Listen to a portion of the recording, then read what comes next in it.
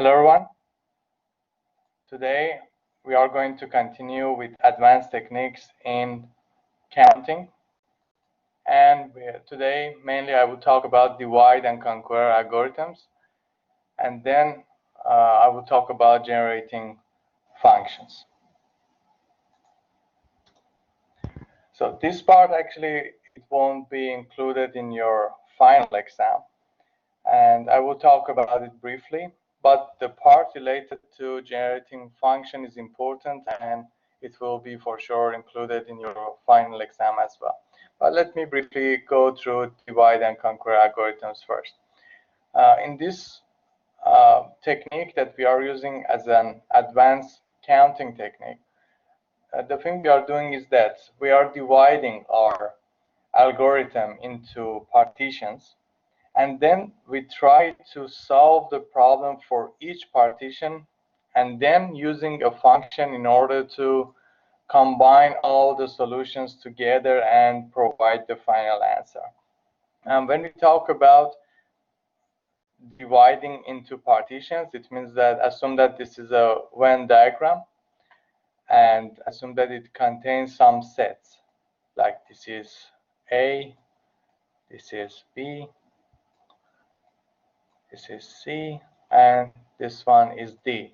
It means that all the sets should cover the universal set, and at the same time, they don't have any intersection with one another. It means that A and C, if I consider intersection of A and C, you can understand that this is empty set. There is no intersection between them. So whenever we talk about partitioning our problem, it means that dividing it into sets which they don't have any intersections, and the summation of all of them, or in better words, the union of all of the sets should cover all of the universal sets elements. Okay, so the thing is that in this technique, after partitioning our problem, we are trying to solve for each one of these partitions. So we try to solve the problem into this part and this part and this part, and at the end I need a function in order to gather all the information I receive for the solutions regarding them, and then report my final solution based on this function. So this is the whole idea related to these algorithms. And why this is related to counting? Because it's mainly related to in how many steps can I finish my running, and in how many steps I can report the final answer. And if you apply this method, sometimes you will receive the solution much faster. And it is used in many problems in computer science. And we are not going to ask you about such algorithms in the exam, as I mentioned, but it's very nice to know, because you are computer engineers, and as programmers, you should know how to deal with such algorithms. That's why I also included them in the slides for today. And we can also relate it to recurrence relation, which we talked about it before. And this topic is important because now we are combining both of these topics together, divide and conquer algorithm with the recurrence relation. And as I said, this one is also not included in the final exam. But what's the idea here? The thing is that when you are dividing your problem into partitions, then the function that you are using in order to gather all the solutions together and report it at the end can be described as a function of the previous steps. And we can even find the solution for that. You remember we talked about solution of recurrence relation. And whenever we talk about the solution of recurrence relation, it means that we are talking about the sequence, okay? So that's what we can find out also here. And for as examples, we can talk about binary search, that instead of going through all the sequence one by one, you can partition it into two parts and deal with each part and search through, for example, part A. If you find your answers here, then you can directly report, or you can go through this part. If your solution couldn't be found here, then after that you can report your solution. So based on the formula that is provided here, you can find the solution for each one of these examples based on that. Or we can talk about finding maximum and minimum of a sequence.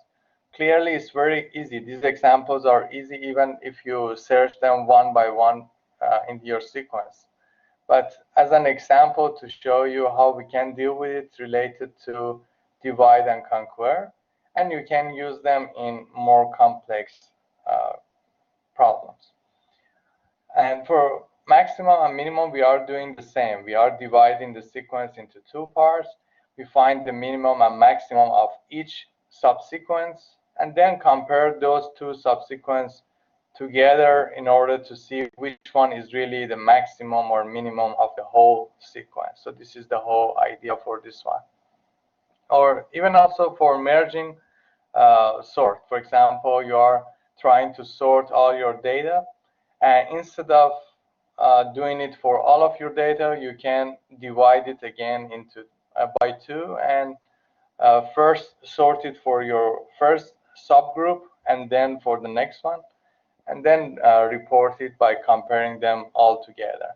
The reporting, and remember, always happening through that final function, which here we describe as the recurrence format anyway. Now, we are reaching the topic which is important also for the final exam, and it's nice to see more examples related to it and practice with this one. For the previous one that I talked about, it could be very useful for the programs that you will use in the future. So you will have much time to practice with it. You can go through the examples in the book. But this one, from now, you should start practicing with it and see the examples in the book, because it is included also in the final exam. So, well, what is the generating function? The generating function for the sequence A0 to AK, and it can be also goes to infinity. So it could be finite, or it could be infinite. So this is a sequence. First, we are talking about the sequence. And then these numbers can take their values from real numbers. Now here, if you define it until infinity, then you can define it as a series which goes from 0 to infinity. If it is finite, also it is possible to generate that function still. So again, from the beginning, the generating function for the sequence A0 to AK, or even going to infinity, of real numbers is the infinite series. And we can show it by using this equation. So this is our function, gx. The extended format is like this. And you can see each term belongs to the sequence, right? The sequence that we talked about. And you remember, we show the sequence inside this curly bracket. Okay, we are talking about the sequence AN. So the terms, or here, for example, they define it in terms of K, you can even call it AK. And it goes from 0, 1 to infinity, for example. Then for each term, you can see we are using the elements inside these sequence. It means that A0, A1, you are just assigning the number as K, and you have A0, A1, and you are using each one inside this formula. So these are multiplications of what? They are multiplication of x power k. For example, if we are talking about k equal to 0, it means that A0 x power 0, which is A0 itself. That's why we didn't write anything for the first time. For example, if k is equal to 1, then we will have A1 x, okay, as you can see in the second term, and we continue. This is the extended format, and you can also show it by using these series. Instead of showing them like in extended format like this, you can show it by series. There is also we call it closed format. Like if you can find the formula in order to show this extended format into just the simple parentheses, like for example 1 plus x power k, for example, this is the closed format.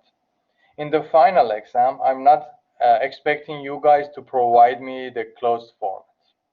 What I need you guys to do is to provide me the series and also the extended format of these series, okay? So this one, because it needs various theorems, we are not covering all of them, so it's not fair if I ask about the closed format of that.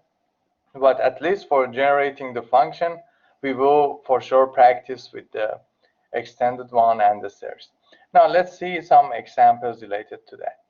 Now, if I consider the sequence AK with this one, for example, this is one sequence, this is second sequence, this is the third one. Let's see one by one how we can write the generating function. For the first sequence, it means that the sequence, no matter what's the value of k, this is always the constant 3. It means that this is 3, 3, 3. So even if it goes to infinity, so you can also show it like this. So it means that all of the elements as A0, A1, AK, and until infinity, we can consider it as 3. It means that 3 plus 3x plus 3x power 2, and you continue like that.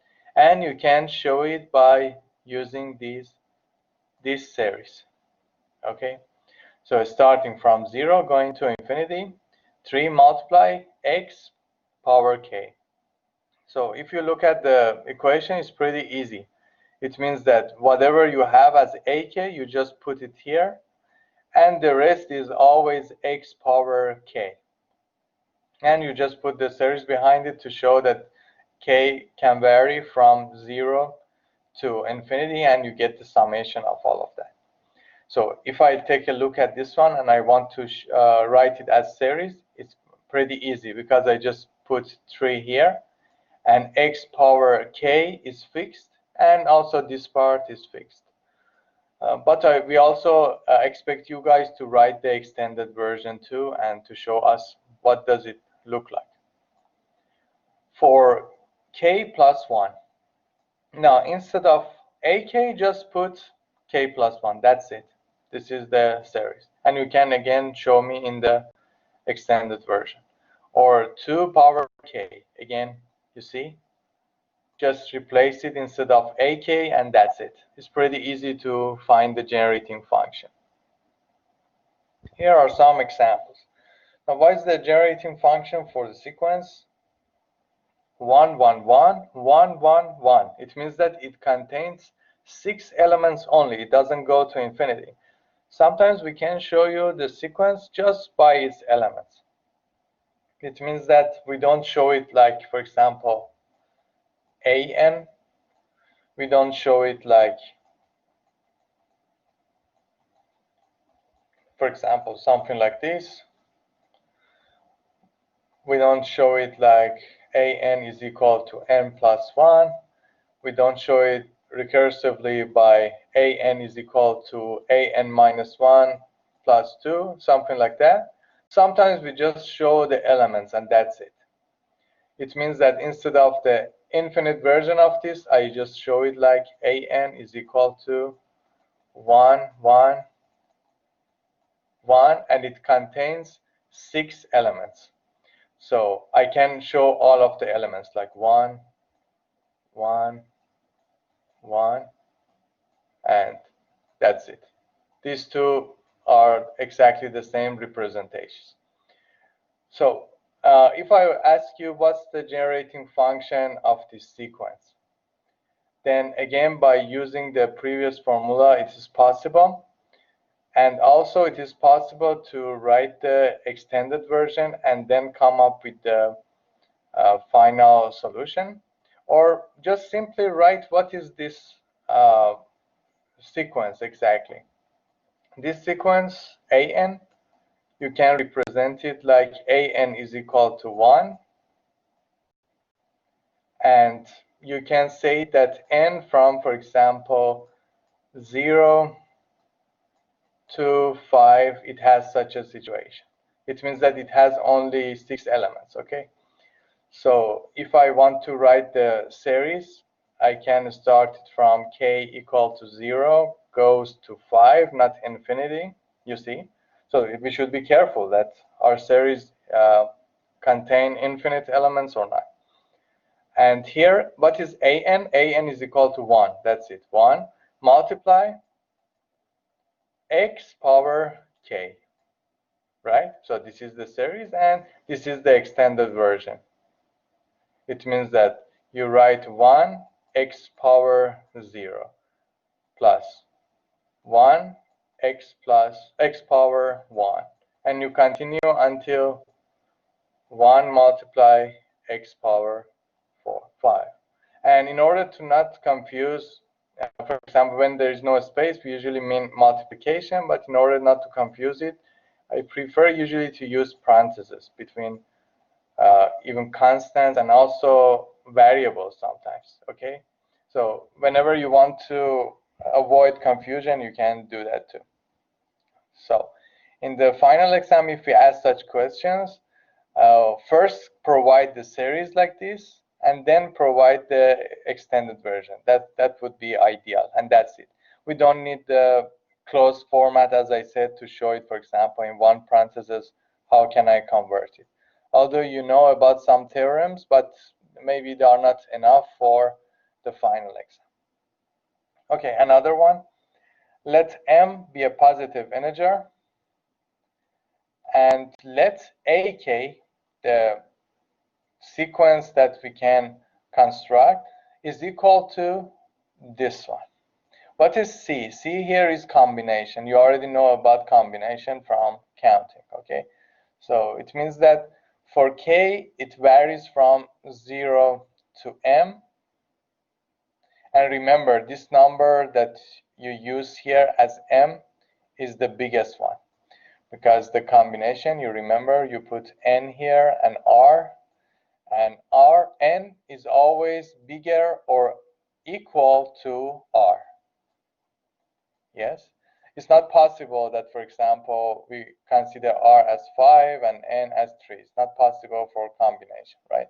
So in that scenario, k can varies from 0 to m, not m plus 1, not infinity.